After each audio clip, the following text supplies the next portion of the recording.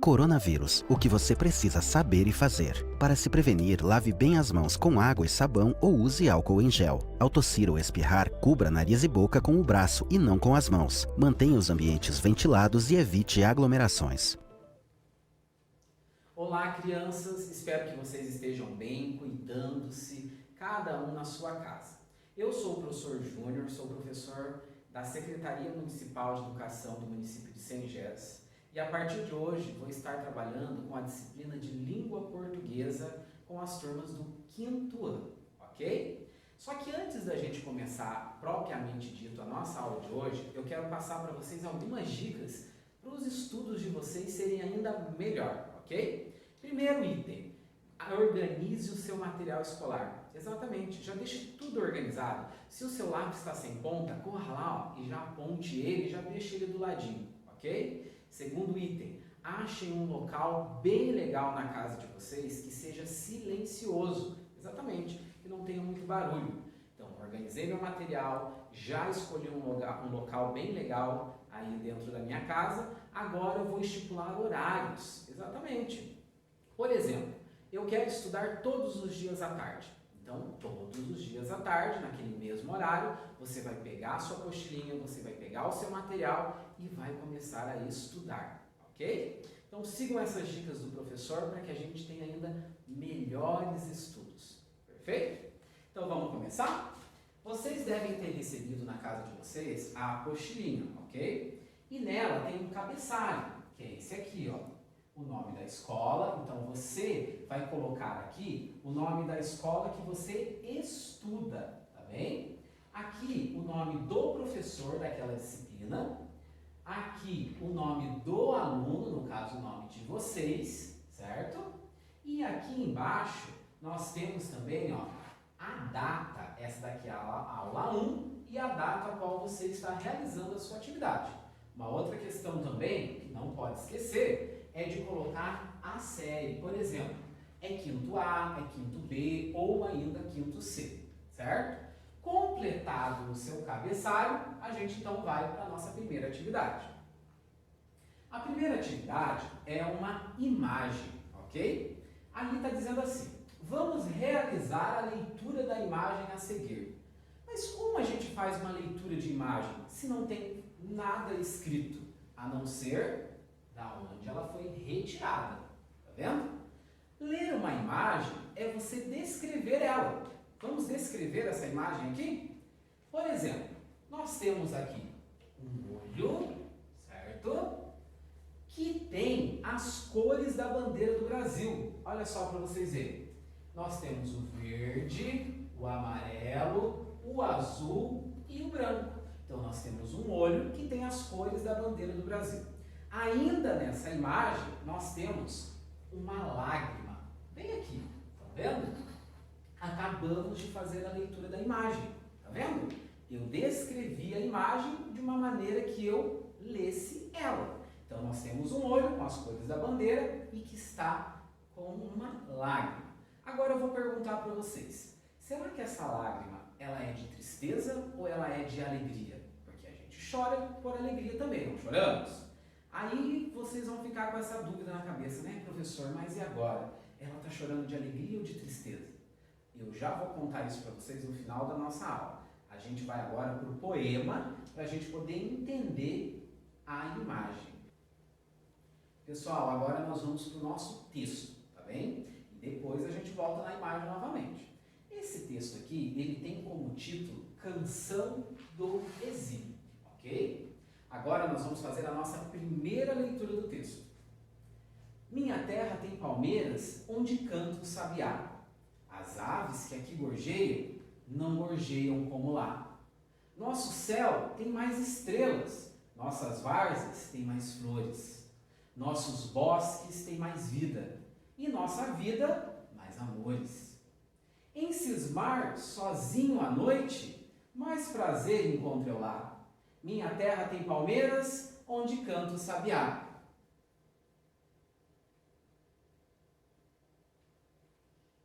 Minha terra tem primores, que tais não encontro eu cá. Em cismar, sozinho à noite, mais prazer encontro lá. Minha terra tem palmeiras, onde canta o sabiá. Não permita, Deus, que eu morra sem que eu volte para lá, sem que desfrute os primores que não encontro por cá, e sem que ainda viste as palmeiras, onde canta o sabiá. Então, essa foi a nossa primeira leitura desse texto, ok? Agora, a gente vai entender um pouquinho ele. Primeiro, para que a gente entenda um texto, a gente tem que procurar conhecer todas as palavras que existem nele. E para começar, nós vamos voltar lá no início do nosso texto, mais especificamente no nosso título, onde fala assim, Canção do Exílio. O que é um exílio? O exílio é o local onde o exilado fica, ou seja, uma cadeia. É como se fosse um local onde fica uma pessoa sozinha, sem ninguém, ok? Então, exílio é como se fosse uma cadeia. Próxima palavra que de repente a gente não conheça é essa daqui, gorjeia. O que seria gorjear? Gorjear é cantar. Então as aves cantavam, olha só, onde canta o sabiá? As aves que aqui gorjeiam, ou seja, as aves que aqui cantam, não cantam como lá. Vamos ver se tem mais alguma palavra desconhecida? Tem outra aqui, ó. Nossas várzeas. Nosso céu tem mais estrelas, nossas várzeas têm mais flores. O que seria várzeas? Várzea seria campo, como se fosse um jardim muito bonito, cheio de flores. Vamos ver se ainda tem mais alguma palavra? Tem mais uma aqui. Encismar sozinho à noite. O que seria essa palavra cismar? Cismar seria solidão. Sabe aquela pessoa que não tem com quem conversar, que fica sozinho naquele canto? Então, é essa pessoa. Cismar seria solidão. Por isso até fala assim, ó. Encismar em solidão, sozinho à noite. Ok? Então, essas palavrinhas aqui que o professor acabou de falar para vocês, são algumas das palavras que pode ser que você aí de casa não conhecia o significado delas, certo? Então, olha só, nós fizemos uma leitura do texto, descobrimos palavras que a gente não conhecia. Agora eu vou contar um pouquinho para vocês a história do autor do texto, que é o Gonçalves Dias.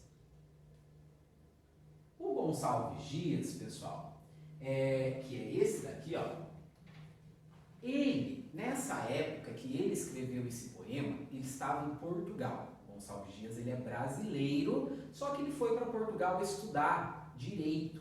E lá em Portugal, ele não estava feliz, ele estava descontente, ele não gostava de ficar lá. Por quê? Ele estava longe da família dele, do país que ele tanto ama, e ele estava num local totalmente desconhecido. Então ele resolveu escrever a Canção do Exílio para retratar o amor que ele sentia pelo país dele, que é o Brasil, certo? Então vamos voltar um pouquinho lá no começo do texto, só para a gente recapitular o amor que o Gonçalves Dias tinha pelo país dele. Olha só. Minha terra tem palmeiras onde canta o sabiá, as aves que aqui gorjeiam não gorjeiam como lá. Esse aqui, ó, significa que ele estava em Portugal. Ó. As aves que aqui em Portugal cantam, não cantam como lá no Brasil. Olha só. Paixão dele pelo Brasil, né? Que ele está falando até dos animais, que os animais do Brasil, as aves, são muito mais belas e têm um cantar muito mais bonito. Outra questão, ó, nosso céu tem mais estrelas, ou seja, ele não está querendo dizer que lá em Portugal tem menos estrelas, de maneira nenhuma. Ele está querendo dizer que o céu do Brasil é mais bonito, tem um azul mais colorido, mas isso porque ele ama a pátria dele, né? Próximo aqui, ó. Nossos bosques têm mais vida, ou seja, o que seria essa vida dos bosques, das florestas? É os animais. O nosso país, o Brasil, ele é rico numa diversidade de animais, de flora muito grande. A flora e a fauna do nosso país é muito grande e muito bonita. Olha só o outro amor dele aí, né? Aí quando ele diz assim, ó, em cismar sozinho à noite, mais prazer eu encontro lá. Lá onde? No Brasil. Ou seja, mesmo que se ele estivesse sozinho no Brasil, ele estaria muito mais feliz. Aí, subindo o nosso texto, a gente vai encontrar duas palavrinhas aqui, ó. Aqui, nesse estrofe. Minha terra tem primores, que tais não encontro eu cá. Tá vendo esse cá? Ele se chama advérbio de lugar. Só que esse cá aqui no meu texto, ele significa Portugal. Olha só. Que tais não encontro eu em Portugal. Em cismar sozinho à noite, mas prazer eu encontro lá, no Brasil. Então memorize que o cá é como se ele estivesse falando de Portugal, porque ele estava lá em Portugal. E o lá é como se ele estivesse falando do Brasil, da saudade que ele tinha desse país. Ok? Agora a gente vai voltar bem rapidinho lá na imagem de cima, só para eu voltar àquela pergunta que eu fiz para vocês. Será que essa lágrima então era de tristeza ou de alegria? Eu acredito que seja de tristeza. Por quê? Ele está lá num outro país, sozinho, solitário, sem estar próximo das pessoas que ele gosta, né? E ele então está se sentindo solitário. Então essa lágrima do Gonçalves Dias é de tristeza e saudade da terra dele. Porque a gente percebeu no texto como ele ama o país dele, certo? Então fizemos já várias leituras do nosso texto, tá vendo só como que quando a gente pega um texto para fazer leitura, a gente não pode ler apenas uma vez, a gente tem que ler várias vezes. A gente tem que mergulhar dentro dele e tentar entender coisinha por coisinha do que tem ali, certo? Agora eu vou fazer uma pergunta para vocês. Vamos descer a nossa apostila. Que é a primeira pergunta que tem aí no texto, aliás, na apostila de vocês. Olha só. Qual texto lemos hoje? Aí tem a letra A. Uma receita culinária. Vocês hoje aprenderam a fazer um bolo? Um bolo de chocolate? Ou qualquer outra coisa aí, qualquer outra receita? Não. Olha só como o professor é bonzinho, já vai contar a resposta da primeira pergunta para vocês. Ó. Segundo, é um caos? Essa história foi contada há séculos, há anos passados, por alguém, está numa linguagem mais informal? Não. É uma fábula? Nós vimos ali vários animais falando? Tinha uma conversação entre animais? Não, também. Ah, professor, mas então sobrou o último item que é a letra D. Exatamente. Esse texto é um poema. E agora nós vamos entender por que ele é um poema. Voltando novamente no texto, ok? Então olha só, a gente já entendeu o texto, agora a gente vai entender a estrutura dele. Por que ele é um poema? Tem duas características bem claras aqui. Primeiro item, nós temos estrofes, tá vendo? Cada conjunto de linhas que é separado, ó, eu pulo uma linha, tá vendo? É separado por essa linha aqui. Então, cada conjunto meu equivale a uma estrofe. Então, vamos contar quantas estrofes tem no nosso poema? Nós temos 1, 2, 3, 4 e 5. Então, esse poema em específico, nós temos 5 estrofes.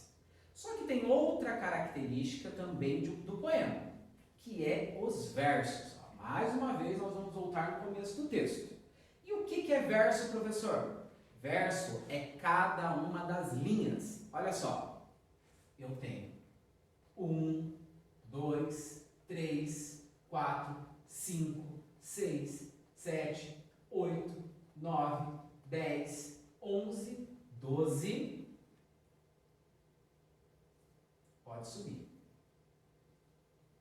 13, 14, 15, 16, 17, 18, 19, 20, 21, 22, 23, 24 linhas. Se eu tenho 24 linhas, eu tenho 24 versos, ok? Então eu tenho 5 estrofes e 24 versos, certo? Por isso o meu texto, então, é um poema. Duas características básicas, as estrofes e os versos, ok? Agora nós vamos para a nossa segunda atividade. Pode descer. A segunda atividade, vocês é que vão responder na casa de vocês. Só que o professor vai fazer uma leitura para vocês aqui. Número 2. Que visão de pátria é apresentada no poema? Confirme sua resposta transcrevendo 2 versos do texto em seu caderno. No caso, vocês não vão pegar o caderno, vocês vão escrever nessas linhas que estão aqui na apostila de vocês, certo? Para que a gente faça uma escrita bem feita e faça uma resposta com bastante coerência, a gente precisa também entender a pergunta, não é verdade? E olha só, quem aí de casa sabe o que é pátria? Porque a pergunta é a seguinte: que visão de pátria é apresentada no poema? Pátria é o país onde você mora. No caso, nós estamos falando de qual país? Em específico do Brasil. Outra coisa, confirme sua resposta transcrevendo 2 versos do texto em seu caderno. O que é transcrever? Então você vai voltar lá no poema, vai procurar as frases que mostram o amor que esse personagem tinha pelo Brasil, ok? 2 frases, 2 versos. E vai copiar e colocar aqui, certo? Então aqui não é uma resposta pessoal. Você vai copiar lá do teu texto, lá do poema, 2 frases, ou seja, 2 versos, que você acha que mostre a visão de amor que ele tinha pela pátria, ok? Tem vários exemplos lá, você pode escolher aquele que você mais gostar, certo? Pergunta número 3. No poema, as palavras lá e cá aparecem repetidamente. O que elas representam para o eu poético? Ou seja, nós já comentamos sobre o lá e o cá enquanto nós líamos o texto, não comentamos? Então, você vai prestar atenção nas explicações que o professor fez lá no começo do vídeo, certo? E depois vai me responder aqui. O lá significa o quê? O cá significa o quê lá dentro do meu texto, ok? Pergunta número 4. Como você interpretaria a repetição da expressão minha terra tem? Vocês perceberam que por várias vezes lá no meu texto, até vamos voltar um pouquinho lá no texto, ele fala várias vezes minha terra tem. Quer ver? Ó, minha terra tem, próximo item, aqui embaixo. Minha terra tem, tá vendo? Tem mais um. Minha terra tem, tá vendo? Ele repetiu várias vezes essa expressão. Por que será que ele repetiu várias vezes? Minha terra tem. Será que ele quis frisar pra gente, ó, lá no Brasil tem tal coisa, o Brasil é muito bom, o Brasil é muito legal. Será que seria isso? Aí você é que vai responder pra gente, tá? Próxima pergunta é a número 5, ó. Transcreva. O professor já explicou para vocês o que é transcrever. É copiar lá do texto, ok? Transcreva em seu caderno, no caso, na nossa folha aqui, nessas linhas, os versos do poema que podem ilustrar os seguintes sentimentos. Por exemplo, letra A, desilusão. Então você vai até o seu texto, vai procurar uma frase que mostre que ele estava desiludido, que ele estava triste, vivendo em Portugal. Porque desilusão significa tristeza, quando você não está feliz com alguma coisa, você está desiludido com aquilo lá. Então você vai até o teu texto, acha uma frase que mostra isso e coloca aqui para nós, tá? Na letra B diz encantamento. Você vai fazer a mesma coisa. Você vai até o teu texto, vai achar uma frase, ou seja, um verso, que mostre que o Gonçalves Dias, o nosso autor, ele era muito feliz, ou seja, falando do Brasil no caso, tá? Então, são 2 palavrinhas aí que vocês vão voltar lá no texto e vão procurar frases que se encaixam nas respostas da letra A e da letra B.